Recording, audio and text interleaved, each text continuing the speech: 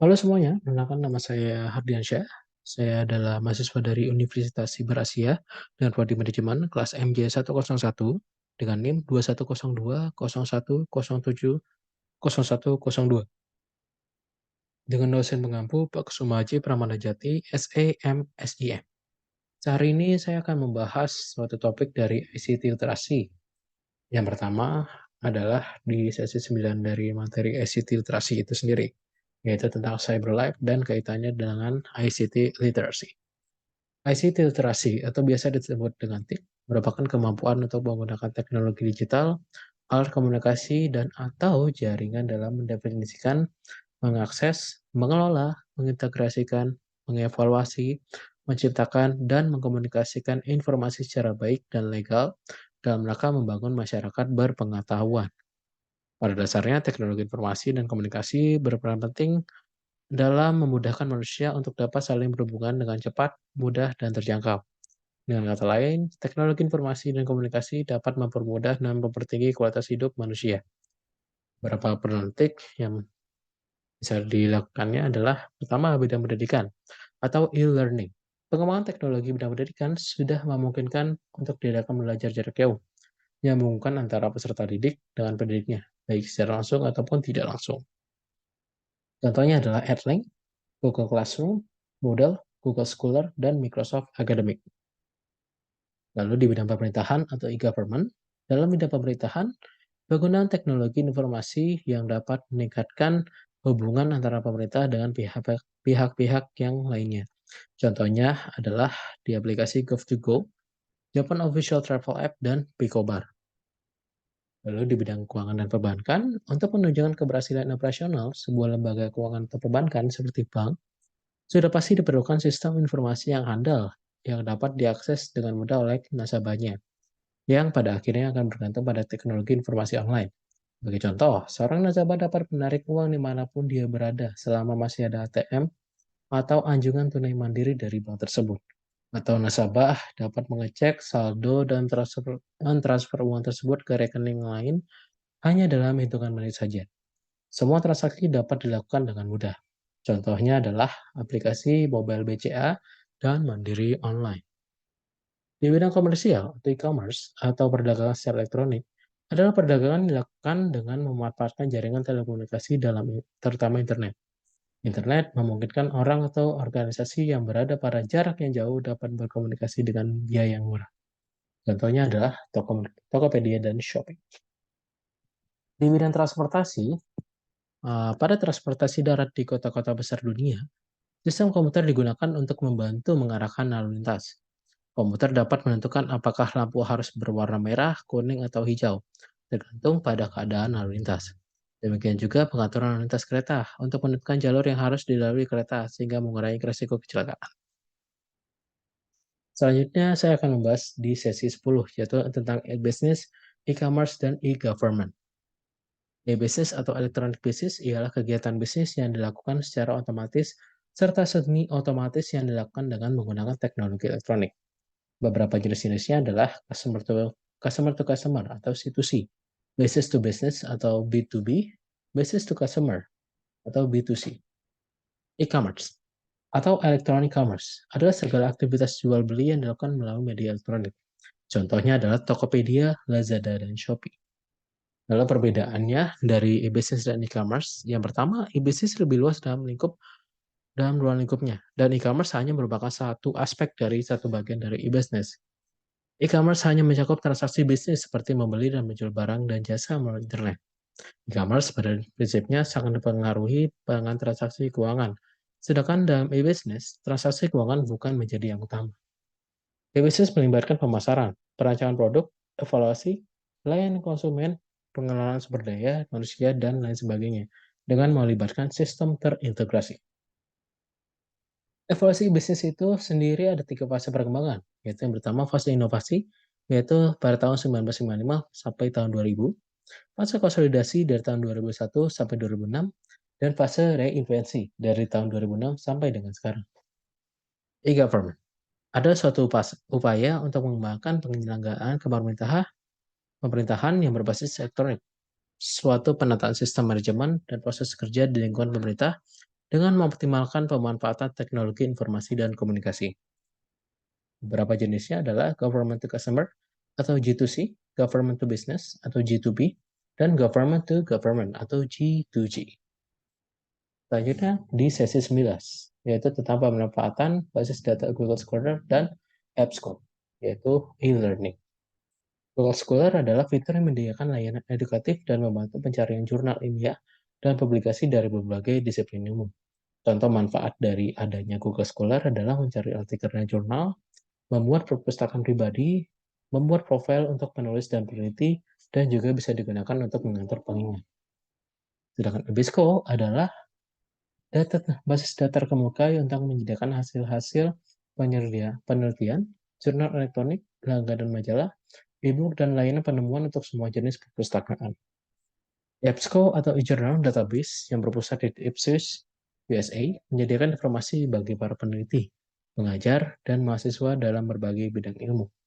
Pemanfaatan EBSCO pada umumnya tak jauh berbeda dengan pemanfaatan Google Scholar dalam hal terkait pencarian jurnal. Selanjutnya di sesi 12, yaitu cybersecurity, keamanan TIK, keamanan cyber, dan IT forensik.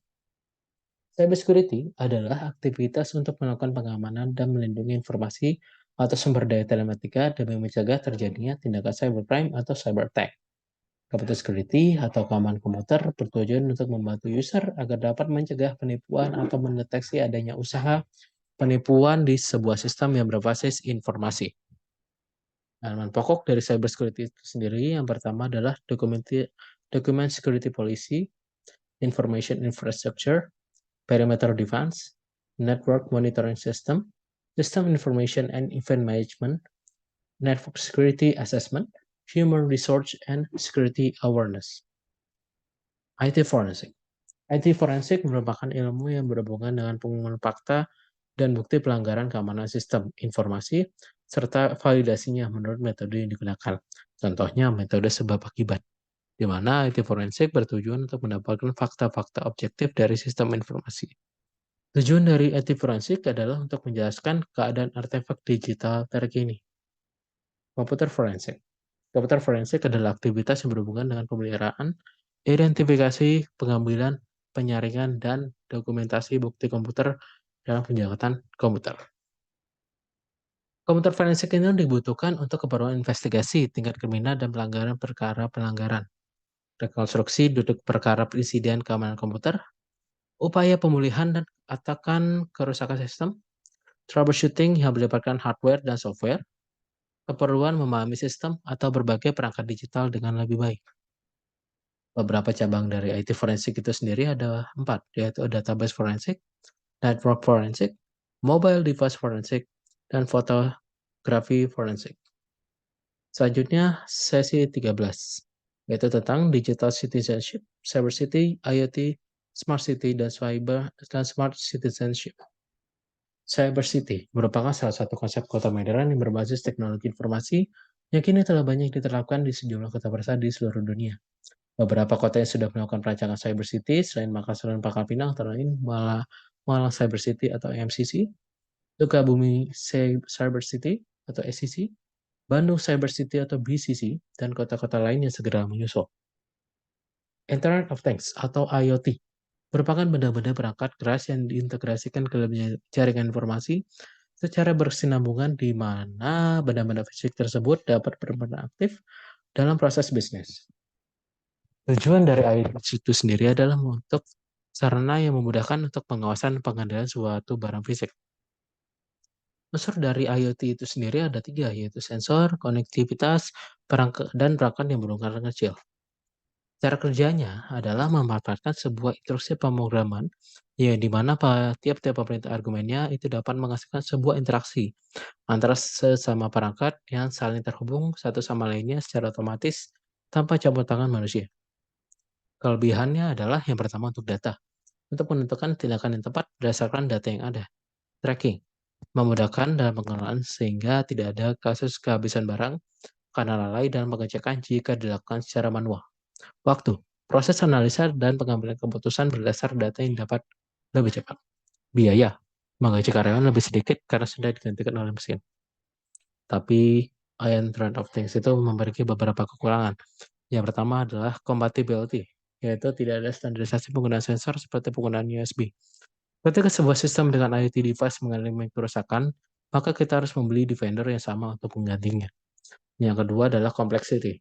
Di balik kemudahan yang disajikan, di mana ada sebuah IoT model yang dirangkai secara kompleks untuk menerima dan mengolah informasi, dan alat tersebut memerlukan tenaga ahli untuk merawat secara berkala. Smart City.